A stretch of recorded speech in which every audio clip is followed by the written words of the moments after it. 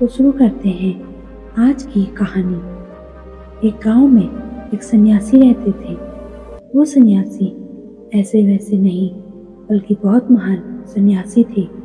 इस वजह से वो गांव में ही नहीं बड़े बड़े नगरों में भी प्रसिद्ध थे।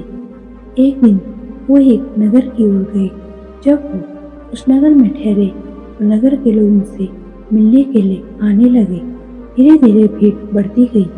उन लोगों में से एक ऐसा व्यक्ति था जो उस नगर में सबसे धनी था। वो सन्यासी के सामने आया और उन्हें भेंट के रूप में बहुत सारे वस्त्र, स्वर्ण मुद्राएं और अनेकों चीजें देते हुए कहने लगा, महाराज, मैं इस नगर का सबसे धनी व्यक्ति हूँ। मैंने इस नगर में बहुत सारे विद्यालय, आश्रम और चिकित्सालय बनवाए हैं। ये आश्रम और ये बेशकीमती आसन जिस पर आप विराजे हुए हैं, ये सब भी मैंने ही बनवाया है।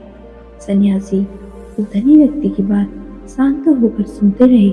जब वो धनी व्यक्ति वहां से उठकर अपने घर की ओर जाने लगा तो सन्यासी ने कहा, रुको, तुम जो कुछ भी मेरे लिए लाए हो वो सब कुछ यहीं छोड़ कर जाओ। अपने साथ कुछ भी लेकर मत जाओ।